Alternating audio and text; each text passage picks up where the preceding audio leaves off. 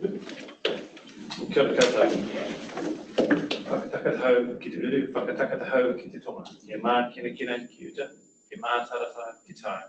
E hi aki ana te atakura, he hio, he huka, he hauhunga, tihei, Māori ora.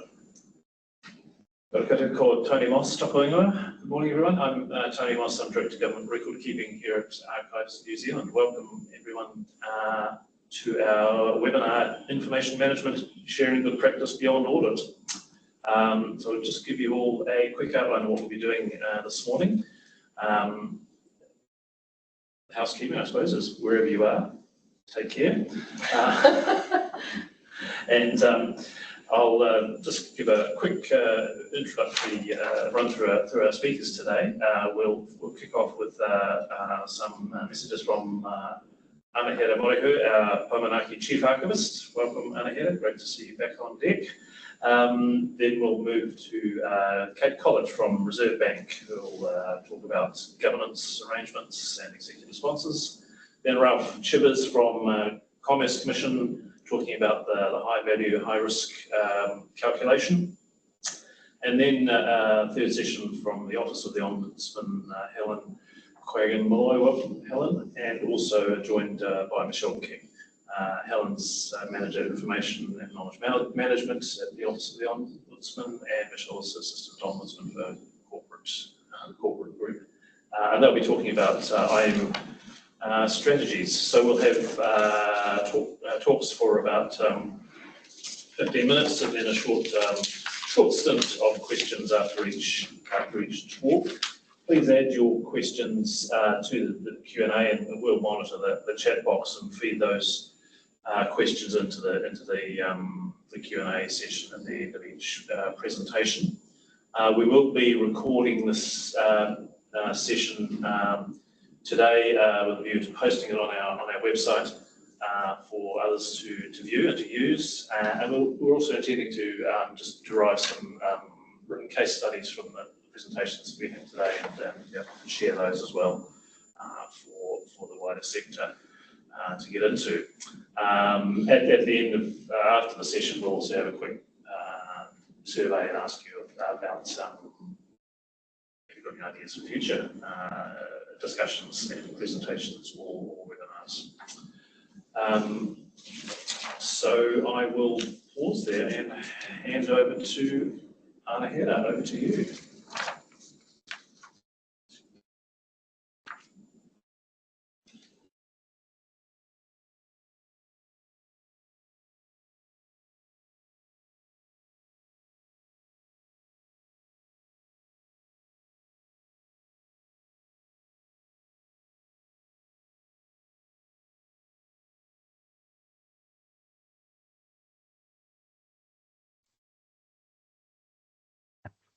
A tēnā rā tātou te whānau, he mihi tēnei ki a koe e Tony, nā i hakataki tō tātou kaupapana i te rangi nei. Nō reira he mihi tēnei ki a koutou katoa kua huhi mai nei i tēnei ata. He kaupapa nui mā tātou o te kāwanatanga, nō reira e harataku toa i te tuataki tahi, e rangi he tuataki manu. Thank you, Tony, for opening us up and giving us our housekeeping. But thank you to everyone else for taking time out to be with us this morning and taking part in our webinar, Information Management, Sharing Good Practice Beyond Audit. I want to acknowledge that not everyone's organisation who is attending today's session may have been audited, or if you're a local authority, will be audited. However, I can say that because of the audit, we're here today to share some great examples of information management practice identified through this process. He mihi anō tēnei ki ngā kai hautu, our executive sponsors, Kate Kolich from the Reserve Bank of New Zealand, Ralph Chivers from the Commerce Commission, and Helen Quaggin-Molloy, the Information Manager from the Office of the Ombudsman. It's also my understanding that Michelle King, the executive sponsor from the Office of the Ombudsman, might be joining us online, not as a presenter, but as a support person for Helen. Ngā mihi nui rawa atu ki a koutou katoa. Ka pai, kia ora Michelle. Nā tō koutou pukumahi, e rangi ka manakitia mai te kaupapa nei. Thanks for taking time out of your busy schedules to prepare and deliver your presentation to us today. I've been told that I have 10 minutes of your time to open our talk this morning, but I like to keep things really quick. So if I talk too fast, for those that may be overseas, I apologise, but I know that this is being recorded, so I'm sure you can go back if there's anything that you missed or would like to know a bit more about. So I'd like to start with the audit. Our audit program assesses the maturity level of an organisation's information management practice in each of the 20 topics of the IMMA, which is the Information Management Maturity Assessment. An assessment that uses a maturity model can highlight strengths and weaknesses in an organisation's information management practice. It can assist the organisation to make decisions about priorities to improve IM maturity. It can also identify areas of risk within an IM program. On the 28th of May, the Paumanaki Chief Archivist 2022-23 annual report on the State of Government Recording Report was released, and the link will be provided in the chat to read the full report. In the report, it tells us that the state of government record keeping is mostly the beginning and progressing maturity levels. And I'll just quickly run through those. Beginning or progressing indicates organisations require greater focus and priority on the management of information. Managing level is broadly meeting the minimal viable product requirements expected for all organisations covered by the mandatory standards issued under the Public Records Act. Maturing is working towards increased organisation-wide consistency, alignment and effectiveness. And optimising understands the strategic importance of information to their organisation, as well as for accountability and transparency of government. And of course, being the person that I am, I want everyone to be on optimising. But, we know that that can't happen at the drop of a hat, but it can happen through the different things that you're going to be learning, the exemplars you're going to be provided with today. The 22-23 report shows that there was some cause for optimism about potential maturity improvements in public sector information management. And as the presenters today will show, improvements are higher and sustained levels of IMM maturity are possible. And yet we know that there's still a lot more to be done in our system and in our organisations. And this may be harder in an environment of tight fiscal constraints. I understand that maturity will be different across all organisations, and the growth of maturity will happen at different speeds. However, the IMMA is a high-level indicator which should apply to most of the organisations. And as I said, my expectation as Paumanaki Chief Archivist is that all organisations maintain a optimism, but I'm going to say a maturing or better maturity level. Yet I acknowledge that due to constraints, we hope that the current MVP is management or managing. Our current environment presents many challenges: financial constraint, increased pace of technology development, and ongoing structural changes that make it hard for many public sector entities to keep or improve the integrity and accessibility of records. We have seen some cases involving changes affecting information management capability, evidence from previous periods of rapid institutional change that shows the risk to continuity of record keeping is high and will require particular attention. Government policies are driving administrative change for many organisations in the public sector. Functions may move between organisations, and organisations may be created, abolished, merged and demerged. And we've seen that happen many times. Whatever the nature of the change, the records will move around too, and it's important that we know how to manage information during times of change and the requirements under the Act. Organisations have statutory obligations to manage their information and records.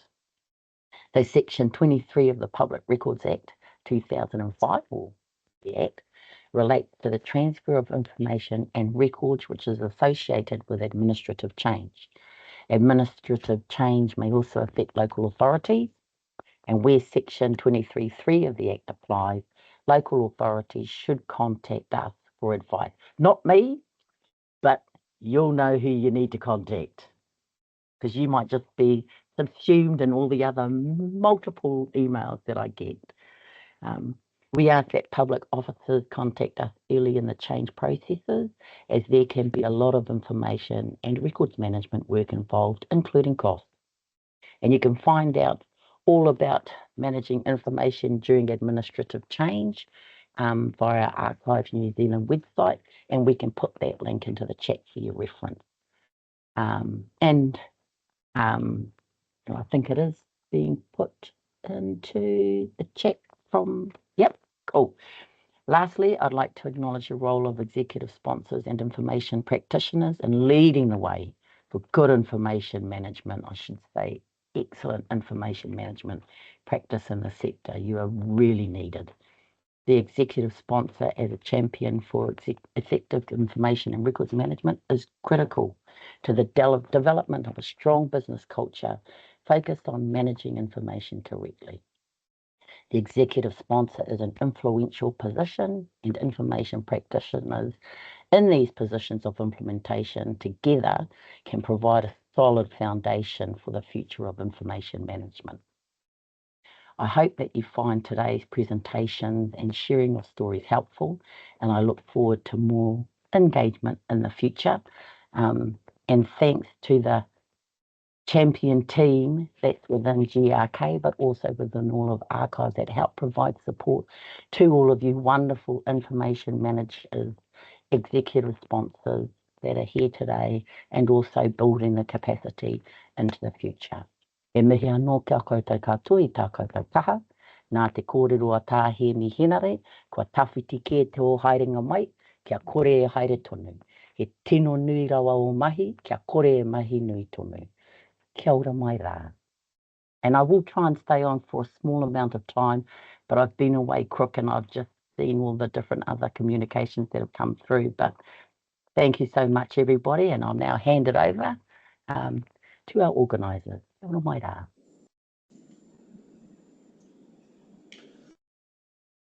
Thanks, Anahira. Great to see you up there again. So we'll hand now over to Kate Kolich and get going. Over to you, Kate.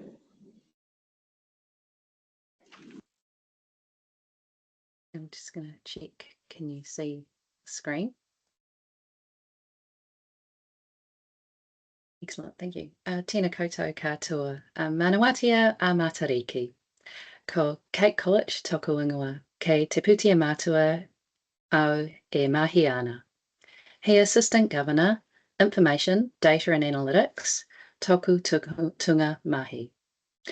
I'm really pleased to be here today for this hui, as it's a great opportunity for us to have a kōrero about best practice across so many areas of information management and records management, an area very dear and close to many of our hearts.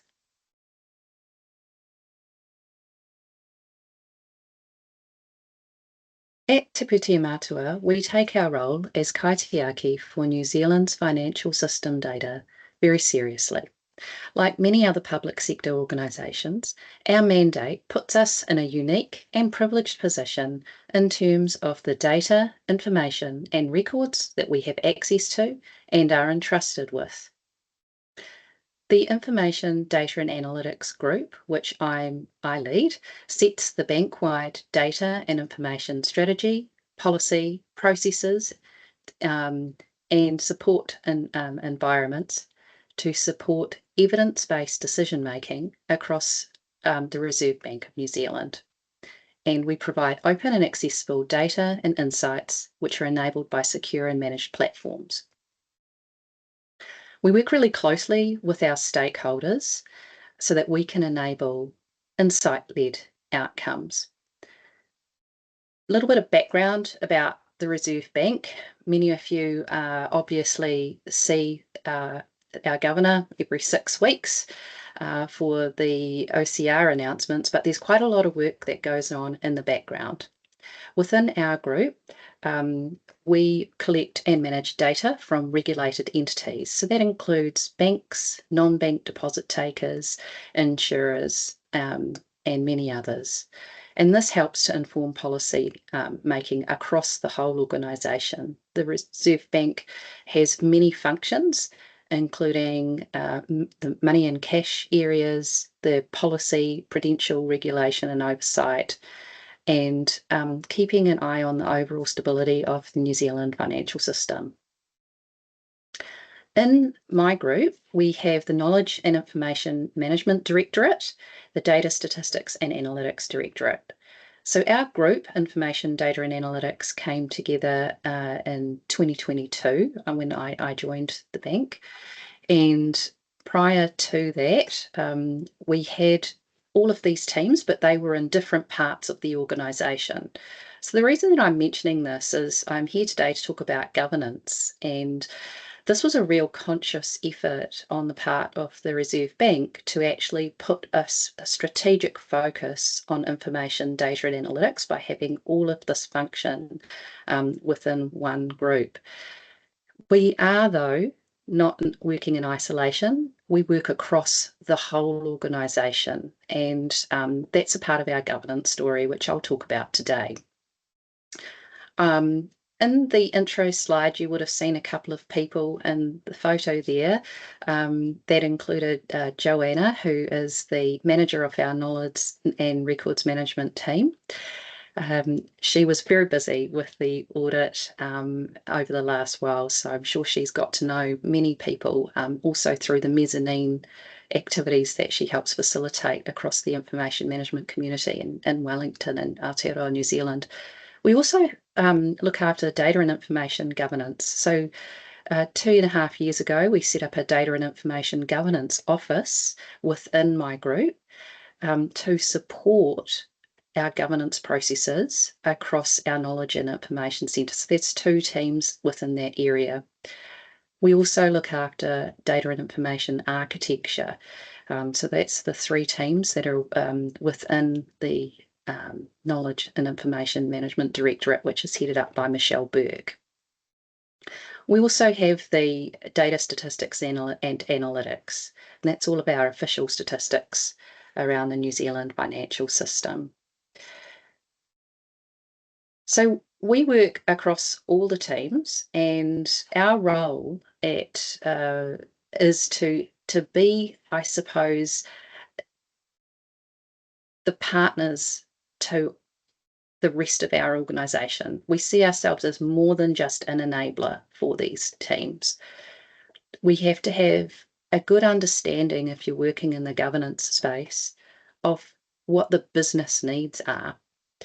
And so that is one of the things that we do, is we work alongside them. We have a number of different activities you'd expect to see, such as those that I've put in place above there. And we also have a number of ways that we engage the organisation through a data and information governance forum, where we have representatives from across the whole organisation in attendance. We have a steering committee for data and information management strategy. We also have work that we do with the board in terms of keeping them up to date with everything that we do. And this is all so that we as the organisation can meet our regulatory obligations around doing the right things in the right ways. And this is a huge part of us not only being conscious of our needs under the Public Records Act, but conscious of our needs as good kaitiaki of information and data.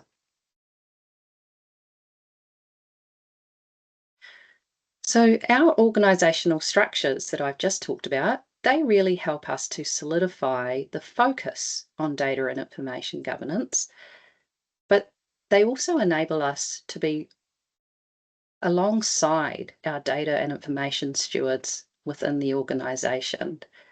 This is so that people are enabled to do the things that they need to do within their daily lives.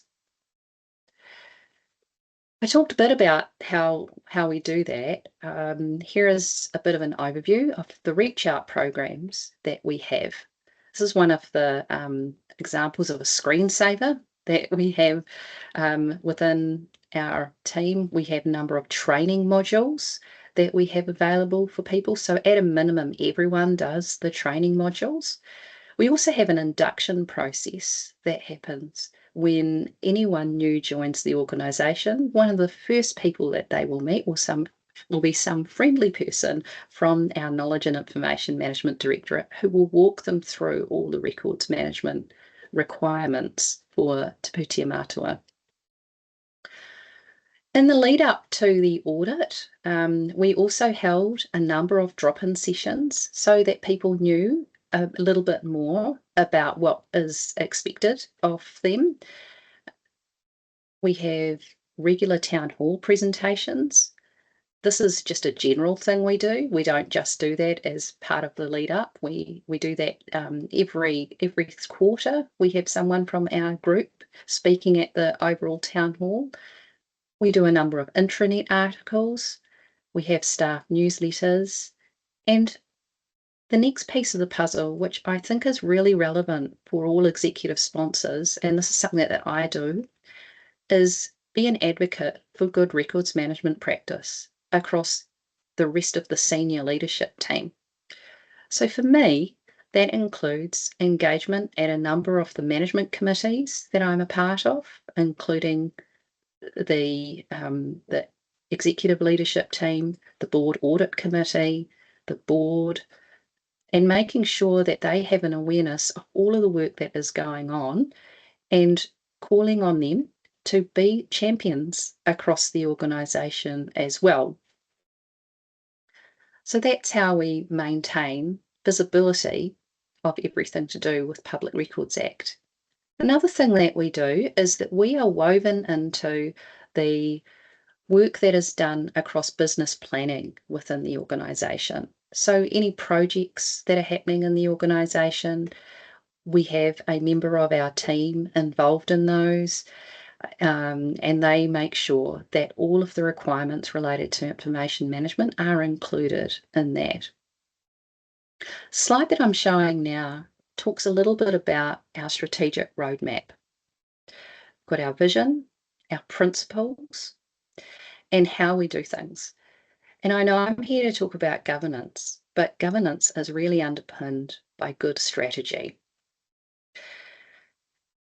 We see data and information governance as the heart of having good stewardship and being a good kaitiaki for the information and data that we're entrusted with.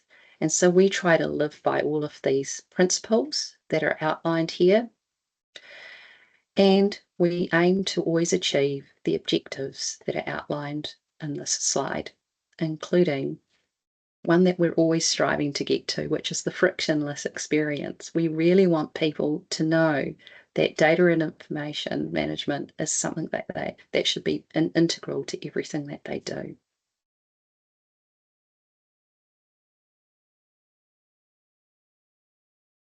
We have a data and information value chain that we use to articulate the way in which a life cycle of a piece of information starts. And at Te Pūtea Mātua, we talk about information and data interchangeably sometimes. So just forgive me for the word data being so prevalent on here. But it really talks about the fact that whenever we are doing something new, we think about the collection right to the impact. And this includes making sure that we are only ever collecting data and information that is relevant to our mahi, and that we are following all of our good practices and processes.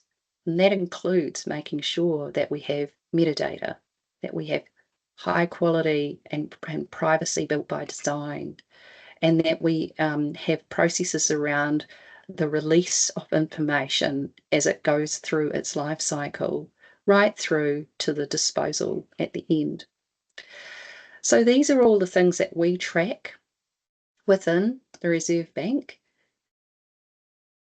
I think if I wanted to say something about the times that we are living in now, and that is that information governance is not just central to everything that we should be doing for our own organisations, but it's actually really important in the times that we're living in for proof of provenance. With everything that is happening across the world, with the introduction of new technologies that are becoming more prevalent, such as artificial intelligence, it shows us the value of data and information governance. And I think the challenge that I put out to everyone here is to take that and just grasp the fact that your time is now, data and information governance professionals. If we want to ensure that we have got a trusted system, we need to do everything we can to make sure that data and information governance is at the heart of all decisions that are made using any technologies or using anything that is delivered in partnership by people and technology.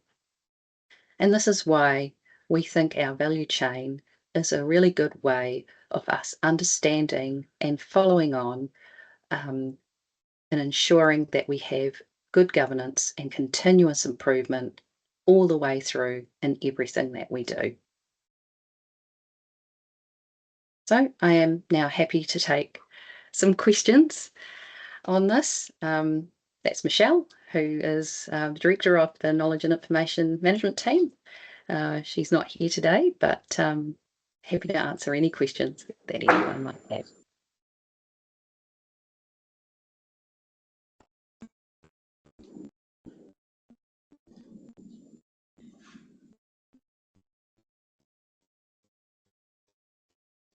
Okay, I'm just checking the Q&A. We don't have any written questions popping up there. Let's just quick look at the chat. Is there something on here? So, Michael Fan asking, is IT a separate unit from data and information? Kate? Yes. So we work in partnership with the Digital Services team. So the Digital Services team is a separate group within Te Pūtea Mātua. And I did talk about our case study, I suppose. So if you wind the clock back 4 years, the folks that are in my group were in various teams across the organisation. Some of them were, in fact, in the technology team. But in 2022, my role was established. So I started at the beginning of 2022, and I came in to lead this function, which was all focused on data and information. I've not done anything else in my nearly 30-year career either. So I was very excited to have the opportunity to come in and join Te Pūtea Mātua at that time. I'd spent about 20 years working in banking, and then the rest of the time was in the public sector, all of it in information management and data and analytics. So, yeah. Thank you. So another good question in there from Janet. Kate, what was the biggest challenge connecting data and information from a strategic and governance perspective, and how did you do it? Yeah, so we're quite lucky in that the Reserve Bank is a very data and information intensive organisation. We're a lot of researchers, a lot of economists, and they love information and data. And so we didn't have to do too much convincing around the work that we needed to do. But one of the things that was most helpful, and it's a slide that I normally have in these presentations, I didn't have it today, is, and I'm happy to provide it out later on, was we developed personas. Early on in the development of strengthening our governance capability, we went around and interviewed, and I actually sat in on all the interviews with the different personas across the organisation, and that included, the information producers, the consumers, and the decision makers. Broadly speaking, those were the three categories of personas that we had. But underneath each of those, we had the different types of roles, and that enabled us to understand what exactly their needs are. And I think that's a really important thing from a governance perspective, because we as information management professionals can't really help people on their data and information governance journey unless we ourselves are business literate, because we can't expect the business teams to be data and information management literate if we don't make an effort to be literate around the types of things that are important to them. So that was a huge step in enabling us to join those dots. Thanks, Kate. We've got another question, probably one. Let me just select from the few we've got there. Well, maybe it elaborates on what you just said. Is a question from Catherine. How much time would you expect staff to put into data and information governance considerations in their everyday work, and do you have established and clear processes for staff engagement in their use of information, for example, using an information asset register? So you said, of course, it's a data-heavy organisation, so they love their data, but there's kind of the technical side of managing information as well. Absolutely. So the Knowledge and Information Management Directorate, I did talk about the teams that we have in there, and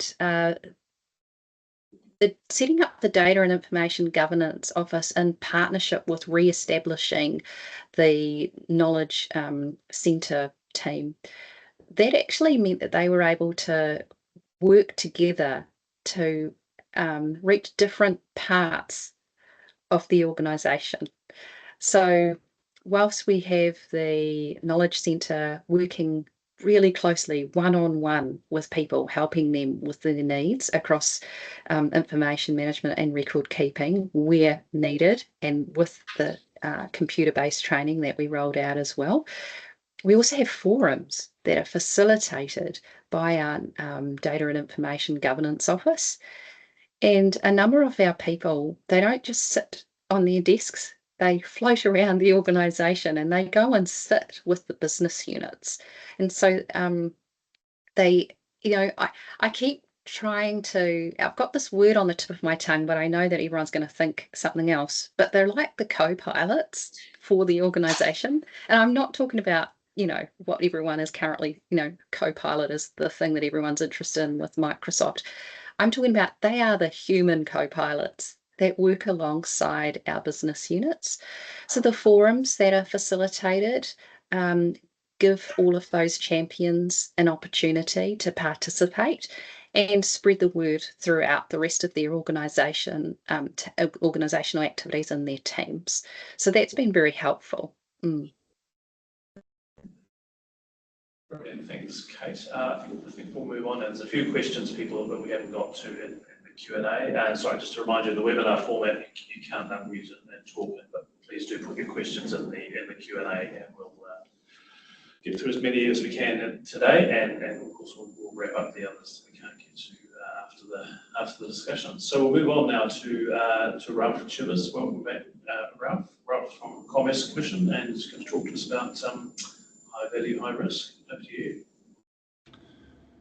Thanks very much, Anthony. I'll just put my presentation up. Excuse me. Okay, is it working for us? Okay, good morning, everyone. It's Ralph Chivers here from the Commerce Commission.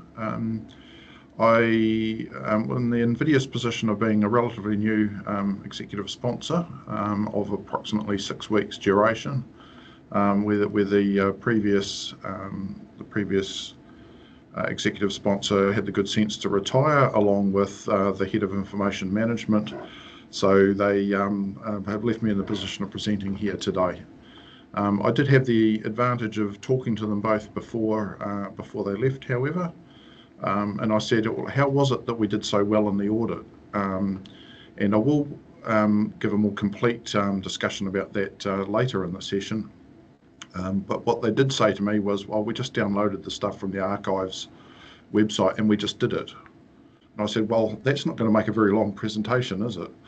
So anyway, so this is the presentation we've got for you today. And I will share a little bit in more general terms about how to guide an organisation up a maturity curve, because that's something that the Commission has had some success in doing across a few different fields in recent years.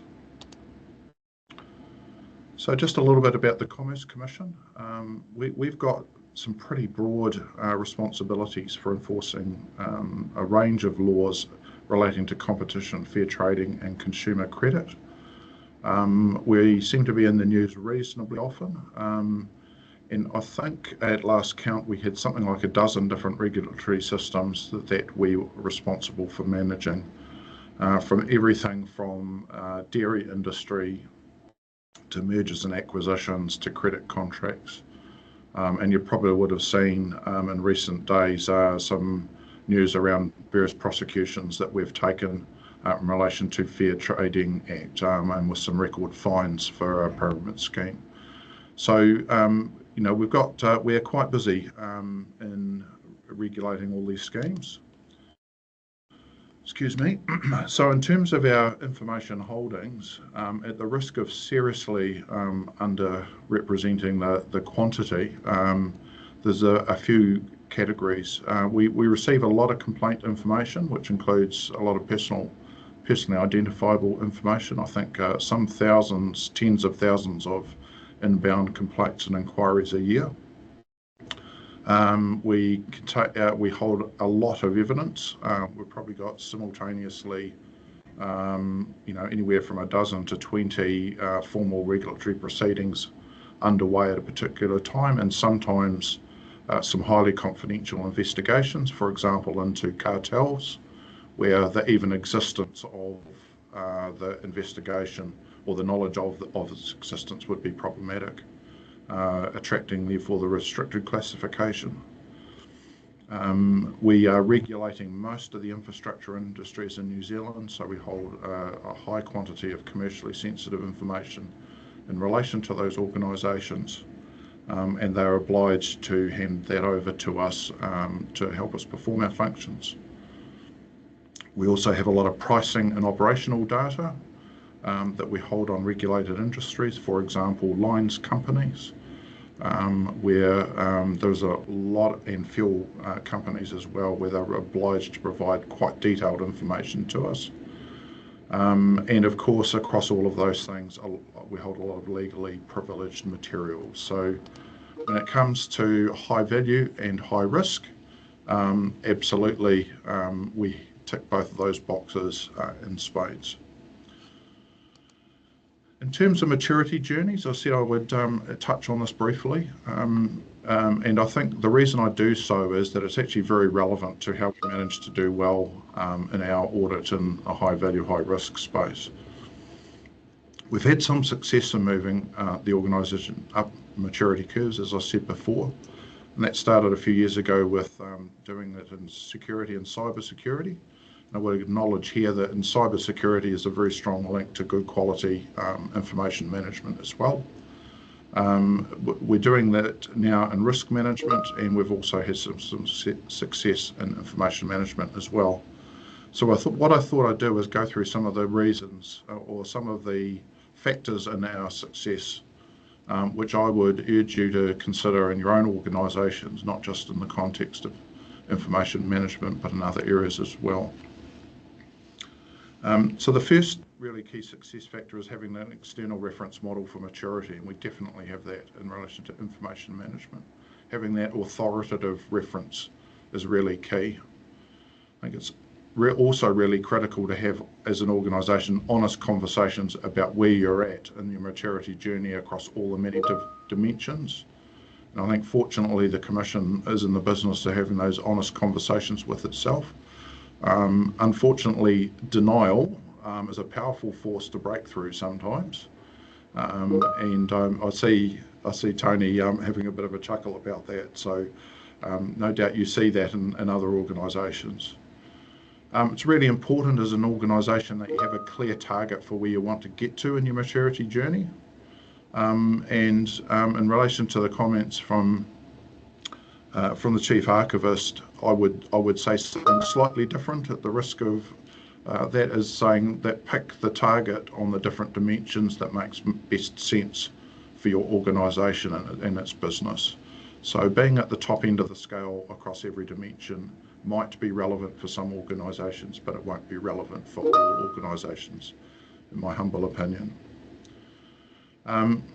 Also important to build the foundational capabilities first. And I'm going to link that to the next point, which is to progress through the maturity phases. If you're at the bottom end of the scale, you can't get to the top end in one step. You have to step through the phases and build the maturity in phases and over time. Excuse me. You also need to manage it like a change program. And for those who have been involved in change programs, you'll know what I mean there, that it isn't just a question of turning up and saying you have to take your organisation on a journey with you. It doesn't just happen because someone from information management turns up and says it's important. You have to take the whole organisation on a journey. And because of that, it can take time, and perhaps more time than you might want. I would say if you're well down an organisation maturity curve and you've got a couple of steps to go up, you're probably up for a 3-year journey to get there, because your organisation is busy already, but also there's a lot of behaviours and practices that you need to change. The effort has to be resourced. As I said, you need realistic timeframes. And another really critical success is you need organisational buy-in to going up that maturity curve from your governance level down. And in fact, you need to start at your governance level, not build up from the bottom. So I think those key factors, and I'm very happy to talk to people about those factors in more detail. Feel free to get in touch with me following this to talk about our journeys and our experiences there. So I'll now turn to the assigned topic, which is around high value, high risk information.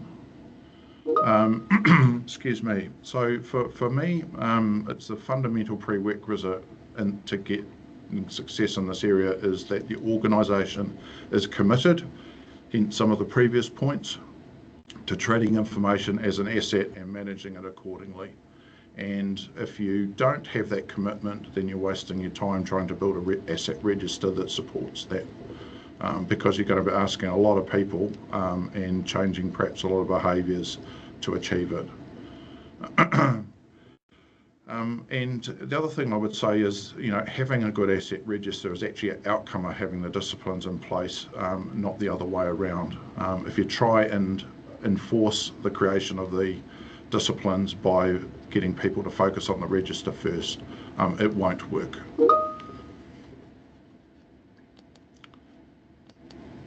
So going to the maturing category, which we're fortunate enough to get a tick on. Is that big enough for you to see, folks? Yeah, okay, I'm seeing notes. So the maturing category in topic 11 has got these factors, and it is very much focused on having an asset management register. So I'll just click through those. So first of all, basically talks about having a good asset management register for both digital and physical assets. So from our experience, there are very good templates on both the New Zealand and the Western Island of New Zealand's archives websites. The Australian ones take a slightly different approach to the structure of their asset registers, but they're both very good templates, and they both have quite a bit of detail that you can pick and choose at a level that's relevant for your organisation. Achieving a good register is actually also dependent on having very good systems records. So this is where a link to your IT information, your IT architecture, that sort of information is really important and critical too. And in my experience, some organisations really struggle to get a good information asset register because their systems records are not already in a good place to start with. So, so that's where a link, or an important link between data information and your systems teams, is really important. And just FYI, recognising Kate's comments, the Commission actually just yesterday announced a decision to merge its data and information teams and join them very closely to the IT technical teams. So they are all sitting under one roof under myself now. And that was a relatively recent decision made based on feedback from the organisation that we needed to align these two functions. So we're in the process of merging data and information governance at the very start. Secondly, second bullet point, in terms of keeping the register up to date, it needs to be someone's job to state the obvious, and if it isn't someone's job, then it tends not to happen in this space. So we do have someone who facilitates and coordinates a process of annually, I think it is, going through, seeing what's changed, and as major regulatory developments happen, also having a look at what's changed and then updating the asset register accordingly. In terms of the risks to high value, high risk information, I think here is where it's really important to link that material to your organisation's risk management framework, and probably also to your cybersecurity framework, because often the risks to those assets come from cyber vectors. And the other thing I'd say is it's actually a lot harder than it seems when you look at an asset register. That should be easy enough for me to fill in, but actually it's a much bigger job. You need the foundational disciplines around information management and asset management to be in place first. And as I've indicated already, the governance and organisational buy-in is absolutely essential. Otherwise, you're just going to get the I don't want to, don't have to, not important to me problems. But if the organisation's committed to go on a journey, it becomes very, very much easier. And then a few other ideas. As I've already said, Archives Maturity Assessment Framework is a very good reference point. And as I said, to start with, team downloaded it and just decided to do it. And so it's helped us get us into the place we're in. What they did say is you might need to translate information management speak into words that ordinary humans will use. No disrespect to anyone on the call, but we do tend to have a language set that is a wee bit foreign to people in our organisation, so you might need to do some of that translation work for them, particularly when it comes to audit time, where the auditors also have their own language that they like to use that needs to be translated. In terms of doing well in the audit, audit reports from other agencies are on the Archives website, and they're a really good source of information on what auditors are looking for. Good idea to assess yourself first and organise the supporting evidence in advance. And to almost to state the obvious, have a look at your last audit if you've had one, ensure you've actually addressed its findings. And if you know you've got a gap to close and haven't closed it yet, have a plan to do it. And I guess finally, recognising that practically some things will be more important to auditors than they are to you. So don't be afraid to actually challenge their findings. And also a very good idea to learn from other similar agencies. So our IM team spent quite a bit of time talking to similar agencies about how they tackle information management and applied them and applied those lessons. So that's me. Thanks. Happy to take some questions.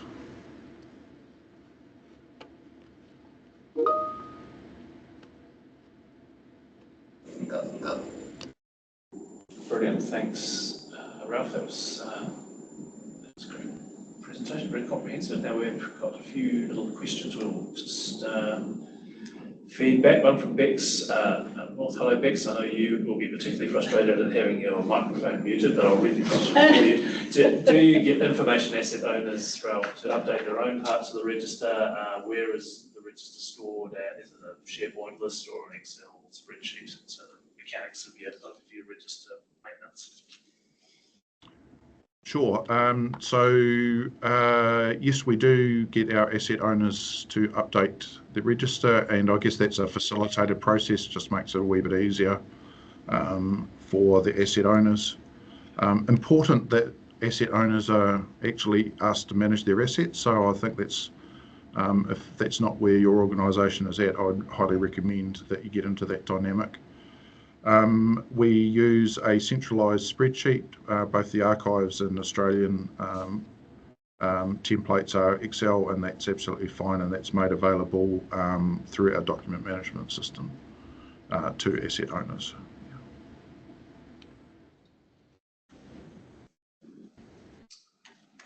Did I miss anything? Comprehensive, thank you. So further question from, excuse me, Cola Farkun. Could you please share your experience with identifying personally identified information in your organisation, and what's the method you have to identify that in the system you've adopted for that, and any lessons about unpicking that particular class of information? Sure. So I think I don't have too much to say about that, because mostly the PII that we hold is because of complaints that people make. So it's actually reasonably well self-contained to start with. We don't gather information about natural persons for any regulatory purpose. So we don't have very many holdings on that. So I'm sorry I don't have much to say about that. I consider ourselves rather lucky when it comes to that. Sounds good. Further question, Alf. Do you have separate registers for data and for information? No, we combine them on the one register. Although I would have to say it's probably more complete in relation to information than data at the moment. We're on a data maturity journey as well, which has been tracking and tracked separately.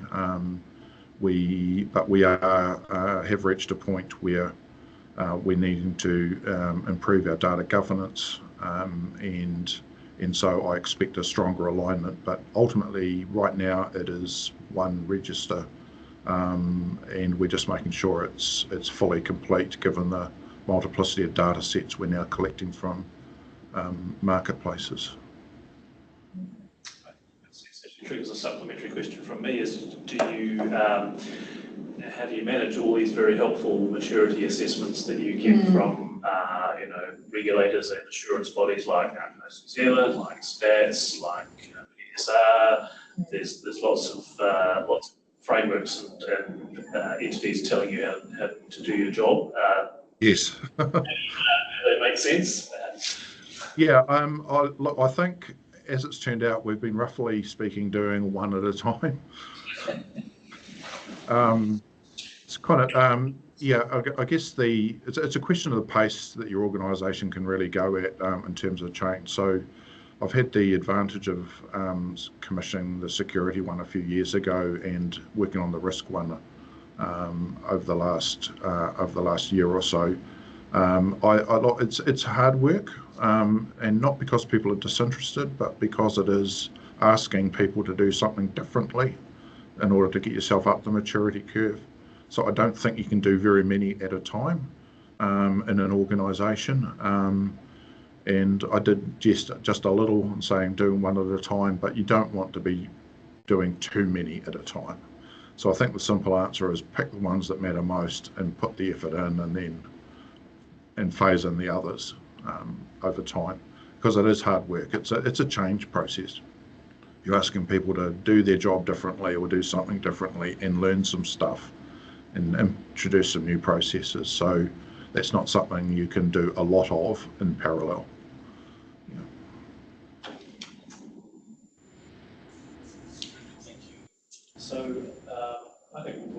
Thanks, Ralph. That was fantastic. Cheers. So we'll move on to Helen now from the Office of the Ombudsman. Over to you, Helen. Thanks, Tony.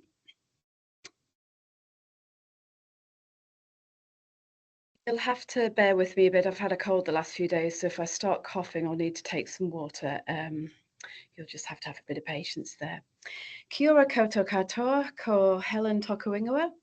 And I'd like to start by thanking Te Rua Mahara for inviting the Office of the Ombudsman to share some of our learnings with you today. To start off with, I thought I'd give a little bit of information about the office. For those of you who are unfamiliar with the Ombudsman, our role is the Kaitiaki Mana Tangata, the guardian of the welfare of the people, the watchdog of government, really. And some of you may be aware of some of our areas of work, notably investigating complaints under the Ombudsman and Official Information Acts. But what you might not also be aware of is some of our other functions, such as systemic investigations, monitoring and inspecting places of detention, so prisons, mental health units under the OPCAT's protocols, monitoring New Zealand's performance under the Disabilities Convention, and we also receive protected disclosures under the Protected Disclosures Act. So as you can imagine, information and data are key to all of this work. There's an important thing to point out about our constitutional arrangements. The Office of the Ombudsman is an Office of Parliament, not a central government agency. So we are obliged to comply with the Public Records Act, but not the Privacy Act nor the Official Information Act. However, it is office policy to consider requests for access to information in the spirit of the Privacy and OAA Acts, where we can, but we do need to have regards to our confidentiality provisions that are part of our Umbrella Ombudsman Act legislation. So before I dive into talking about our information management strategy, I think it'd be useful to just explain a bit about the context of the team and how we're made up. So we have three main functions. There's information management, library services, and data analytics. And the team reports to the Assistant Ombudsman Corporate, who you'll have heard mentioned today, Michelle King, and she is also the executive sponsor for Archives New Zealand. This is actually quite important that the office has grown quite substantially over the last 5 years, from 80 staff when I started to just over 200 today. And it also means that the information and knowledge management team has grown as well. So when I started, there was 3 of us, and there are now 9 FTEs in the team. We're divided into 2 hubs, the Data Hub and the IM Hub. And in the IM Hub, we have a Senior Advisor Information Management, a Senior Advisor Digital Information, and an Information Management Advisor. So we were audited in February 2022 by Deloitte as part of the PRA audit programme, and we received a maturing assessment for our information management strategy.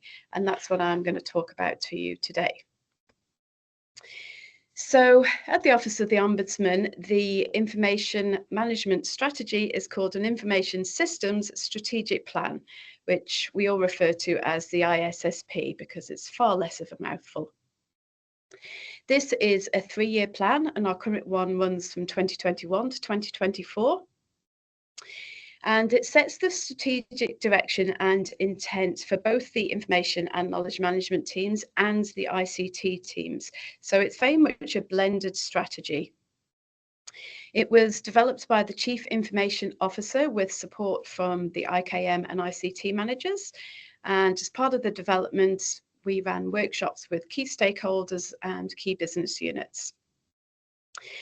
Now, the ISSP is reviewed annually and the work programme updated. However, every 3 years we do a full revision, and the current version that we have is the 3rd published version. So that means we have 9 years of having an information management strategy, which is important, and I will talk a bit about that later.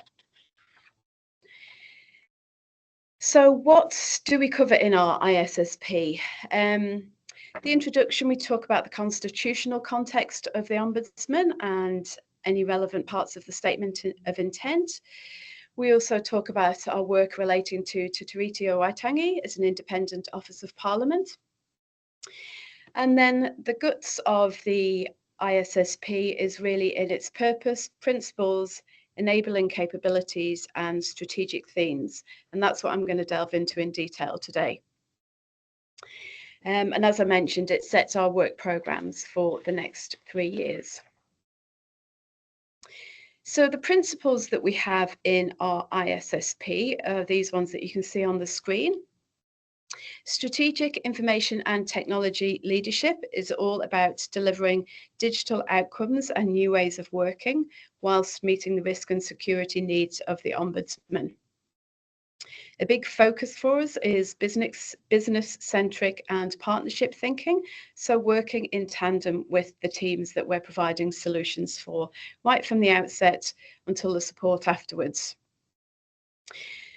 The people and resources part is important, and there's two sides of this. It's ensuring that we have a skilled and knowledgeable ICT and IKM workforce, but also a knowledge-based environment in which we're working for, so raising the literacy of our colleagues.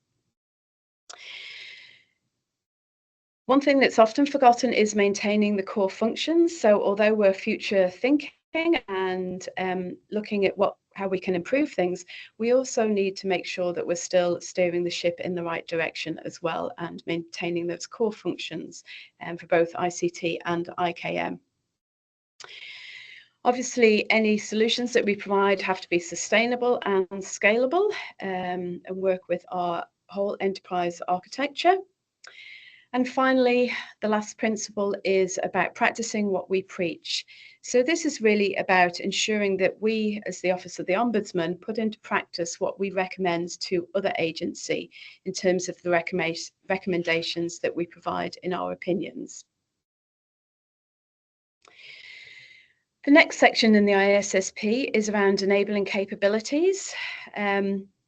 And I was very interested in what Kate was saying earlier, and I actually wrote down that she said governance was underpinned by good strategy. And I'm sure she'd agree with me when I say that good strategy is underpinned by good governance. The two very much go hand in hand. And I'm going to talk a little bit about our governance later. But it really is important for any information management strategy. We also have to have a regard for security and balance that control and flexibility whilst remaining safe. Looking to enabling technologies to meet changing needs. And as I mentioned earlier, digital literacy of our staff, whether that's reading data so that they can make those data-driven decisions, being able to share information, reuse information, all of those good things. So the strategic themes are really the core of the strategy, and the 7 strategic themes, they all apply to both the ICT and the IKM spaces. But there's one that I've chosen to talk about in particular in a bit more detail because I obviously don't have the time to talk about all of them. However, if you would like some more information, please do get in contact afterwards. So I'm just going to run through our approach to information as a digital asset and some of the work that we've been doing in this area. So our information as a digital asset is really about identifying the high value records, ensuring that we're compliant with legislation in the record keeping space, as well as any UN conventions that we're also working under, and that we're managing records through their life cycle. And this is all with the aim of helping the users find and use relevant information when they need to. So some of the initiatives that we've undertaken since the audit actually to grow our maturity in this area are introducing an information risk assessment. And as I mentioned earlier, we're not bound by the Privacy Act. So the information risk assessment is our take on a privacy impact assessment, but we've broadened the scope of it to include the retention and disposal of information, for example, as well as all those key components of the privacy impact assessments. So this information risk assessment is done at the start of any project or initiative or technology solution to try and identify risks right at the outset so that we can manage them appropriately as we go through. This also ties into the governance, as I'll mention later, because the Information Risk Assessment Register is now a standing item on our governance board meetings. Another initiative that we've undertaken is what we've called Information by Design, where we have a standard set of record keeping detailed requirements for any RFPs or RFQs that go out. So trying to get away from the must comply with the Public Records Act sort of requirements that is difficult for vendors to respond to accurately, and also difficult for those teams that are looking at the responses to try and discern whether it actually does or not. So it's been stepping out those requirements in a lot more detail. Again, this is right at the start of any technology solutions. We've also undertaken a pilot for the Information Asset Register, which Ralph has talked about from the Commerce Commission. We've just finished the pilot for this, and in the new financial year, we'll be starting a major project to complete that. We're doing that in tandem with our digital retention and disposal, which is quite a large and complex piece of work that'll run for several years, I think, in trying to improve and get our retention and disposal working in the digital environment. And this is very much around managing both our paper and electronic records as an asset through the complete life cycle. The last initiative that we've undertaken in this is a piece on education and what we've called user uplift, which has been working with users to instill good practice. And I was pleased to hear that both Kate and Ralph talked about this as well. So it shows that we're in some good company here. I mentioned previously that Kate and I both agreed that strategy and governance are very much interlinked. Our governance group at the Office of the Ombudsman is called IMSCA, the Information Management Policy and Strategy Governance Group. Again, a mouthful, we like those. It's a formal governance group with its own term of reference and includes membership from all of senior leadership, so all of the assistant ombudsman, the deputy ombudsman, the chief ombudsman, the chief financial officer, chief legal officer, manager comms, the chief information officer, and manager ICT, and myself. These meetings are chaired by the Assistant Ombudsman, Michelle, which is really key as well. She's a big advocate of our work, and obviously I'm not saying that just because she's in the room, but genuinely her influence in this space has been really, really helpful, and she always practices what she preaches. So our IMSCA meeting minutes we have monthly meetings that are minuted, and the ISSP work programme is a standing item on the meeting agendas. And as I mentioned, the Information Asset Register is now, the Information Asset Register, too many acronyms, Information Risk Assessment Register is also a standing item on these meetings. So what works well with the ISSP and IMSCA? And I found it hard to actually separate the two really when looking at what works well, because they are so intertwined. As I said, having our executive sponsor as the chair of IMSCA and being myself a member of the governance group is key. The ISSP work programme is a subset of the SMT, the Senior Management Team work programme, and that's reported on monthly. That also helps enormously.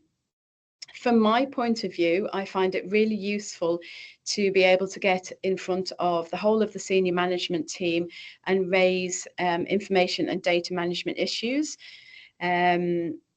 it's a really useful forum to inform priorities, get feedback on what's working, what's not working, where we can assist in the organisation. And I think out of all of the things that I get from it, that really is the key one.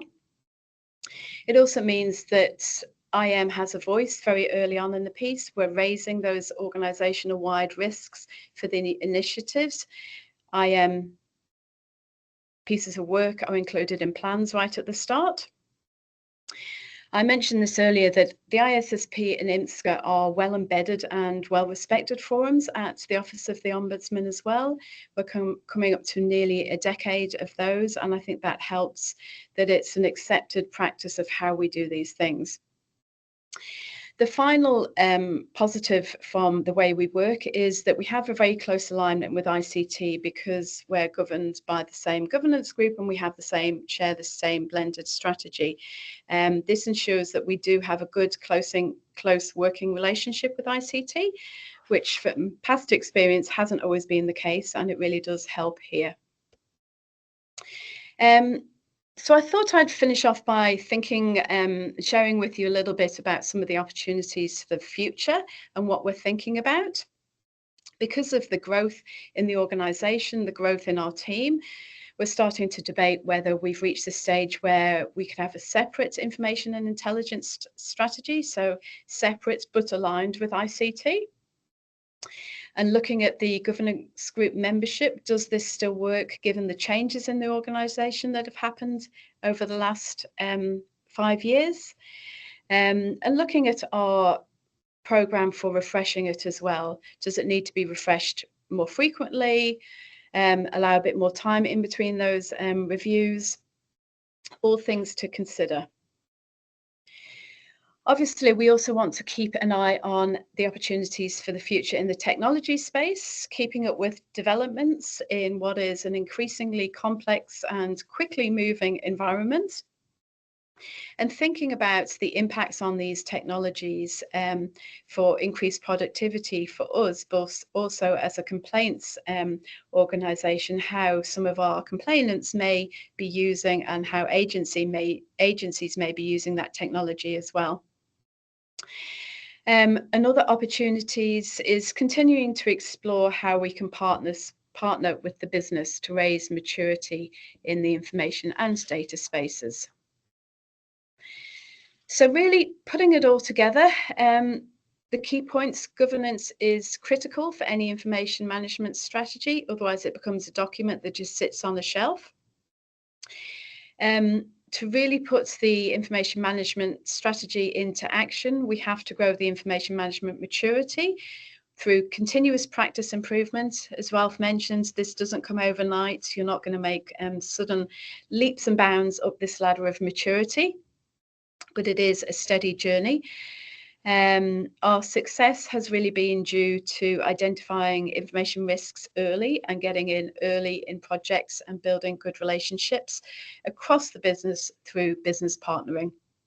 I was thinking that we often get invited to provide guidance on things that are sort of slightly on the periphery of our subject matter expertise, but the IKM team is really seen as trusted advisors, and that we really add value across a wide range of business groups. And that has also contributed to our success.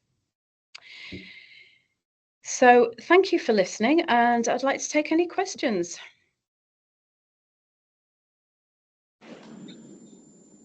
Many thanks, Helen. That was fascinating, getting into the nitty-gritty there. There's a kind of a very technical, I suppose, machinery question from Mahmoud Ghaznavi's asking, why would you need a separate information risk register? And could you combine the information risk register with the information asset register? That's an idea. Yes, we probably could, and I think this speaks to where we're at with certain parts of our work. We've, as I mentioned, only done a pilot so far for the information asset register. So yes, I think once we get to the stage of having that fully up and running, that we could look at combining to and making that a comprehensive view.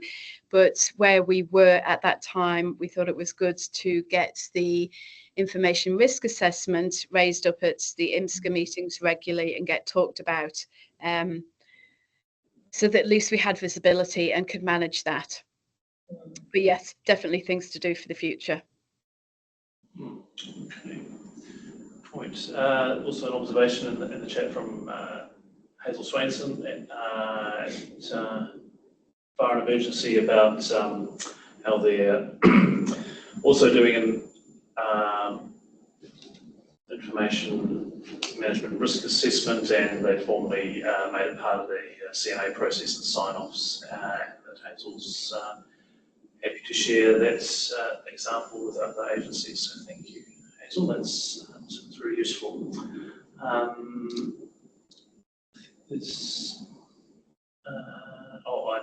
Phil Wright is asking, what IM KPIs do you have?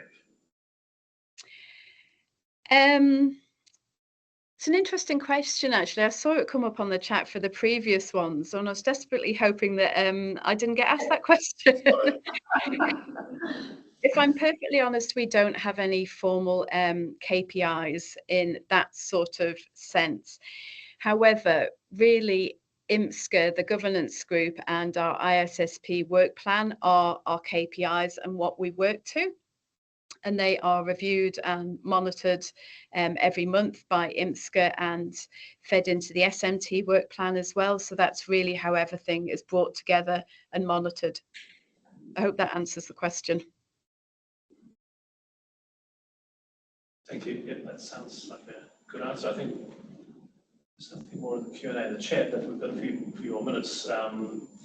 Just trawling from earlier in the session, a nice leading question. You perhaps throw at all three presenters from Andrew Eccleston. Hi, Andrew. He's asking, what's the biggest challenge you have with compliance with the PRA?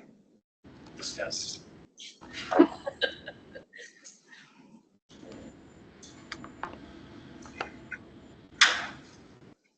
Biggest challenge? I think it's something that Ralph touched on quite a bit about the change program, that you have to work with your users. We can do everything within our capabilities to put all the tools and all the systems and all the guides in place, but really we have to put our users at the heart of it and make things easy for them to do. And to be honest, I think that's the part of the job that I really enjoy, is working with our users, understanding where they're coming from, as Kate said, being business literate. Yeah, that's the hardest but most enjoyable bit. I don't know what the other two on the panel think. I'd say something similar. I think I've done work in risk and security management and other areas, and it's all very similar. It's don't want to, don't have to, can't be bothered, not interested, too busy, goodbye. That's the main problem. So across any of those disciplines and more besides. So I think that's where the organisational commitment from the top down, leadership from the top down really matters. And so, good quality results in any of these areas, start with that. In my view, as I talked about, I like the ideas around that I've heard from Helen, in particular around business partnering from the IM team. I mean, that's a step we couldn't take at the moment, but I guess they are in good demand, and that's a good thing. So, having good professionals who are supporting the organisation to do its work, I think is critical, and that's, Kate's activated that as well, right? So understanding the organisation and not just coming in with a regulatory lens, but this is actually good business lens, really helps. Yeah, thanks. I just agree with everything that Helen and Ralph have said as well. I think there's another step to it as well, and I've got a thing that I talk about is don't speak IM to people. don't speak data, don't speak information management to people. That is a language that we all know and understand. Try and find the language of commonality that is the boundary spanner between good IM practice and helping them do their business activities really well. And I think that is what, from the face of it, makes people, if they're getting told they need to comply with something, it immediately gets people, off balance. But if you find this common language that you can use, that actually helps. And I know, Ralph, you spent a bit of time in the risk management profession. Good information management is all about really good risk management, and find how it can relate to the outcomes that the business units are trying to achieve, and how doing things really well from a records management perspective will enable them to achieve their business outcomes. That's the way that I would say. Thank you. Sneak in just one more question from the chat from Alona asking what types of items and topics are raised up to the governance groups. Is it more than just reporting that's going up there? So in our governance group, what we will generally raise up are initiatives for new pieces of work. So, for example, the digital retention and disposal piece of work, we did a project plan for that. So that was presented as a paper at the governance group. So, and that's where I was talking about getting visibility. It means that every member of SMT is really clear on what we're doing and has a chance to feed in right at the start, whether it just be on timeframes and when their groups are available, making sure they understand what we're doing and why we're doing it. So it's things like that. It's the aims of our work, which we package up in a way that they can understand for their endorsement. Yeah, so we've actually got a forward calendar for our data and information governance forum. And we actually thought, I mean, when I say we, I'm the executive sponsor of the forum, but the person that facilitates it, Michael, he and I were sitting down and we're thinking, do we need to front load this forward calendar with all the things we want everyone to consider? So we just planted a couple of initial ones, and we found that we've actually got people coming forward saying we now want to talk about this or that. So we've got, a forward calendar of all the types of things that people want to discuss. And they can be anything from far-ranging to things such as guidelines for use of artificial intelligence, through to anything such as how do we keep things anonymous when you're working with large data sets. So our data and information governance forum covers everything in the data and information management practice. It also includes presentations around privacy and how do we ensure that we're preserving privacy on various pieces of work. So yeah, I'm really pleased to see that the forum is not something that needs to have all of its subjects seeded by the data and information governance team. It's actually topics that are coming up that are timely, that people in the organisation who participate would like guidance on, or would like a forum to share best practices in. Yeah, for us, we've got a blended governance for technology, security, and information management at the moment. So, and we have developed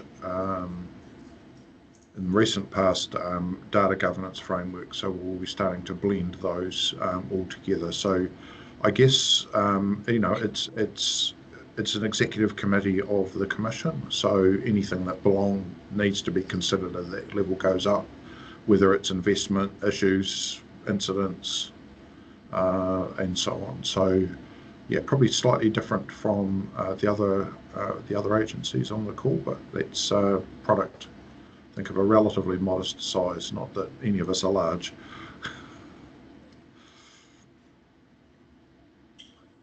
Okay. Well, thanks everyone. I think we'll wrap it up. Thank you to the presenters, Kate, Ralph, and Michelle, helping with the chat. Thank you, Michelle. Fascinating insights. I hope we can this opportunity to spread that knowledge across the sector and recycle some of your successes in other organisations. So as we said earlier, we'll try and wrap up some of the Q&A that we haven't quite got to for this session. We'll record the session, try and release that on our website, and produce some written material wrapping up these examples of what we've heard today. We'll also have a quick questionnaire about suggestions for future similar sessions. And I don't know, Bex, when the Act is going to be reviewed. Thank you for that prompt. It's quite on the Minister's priority list just yet.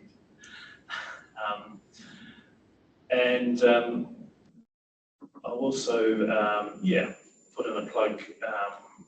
I'll thank the team here at Bicycle Compliance, Audit, Maggie, Heather, Zoya in the other room, everybody, and actually great effort. Thank you for throwing this together, and our friend Trevor from Internal Affairs across the road. So thanks everyone. Another wee plug too, and thanks in advance. Be on the lookout for our public sector information record keeping survey, the 2-yearly survey, which will be coming out on the 8th of July, and that's a nice important supplement for us all to get a feel for what's going on in the sector, in addition to our audit information.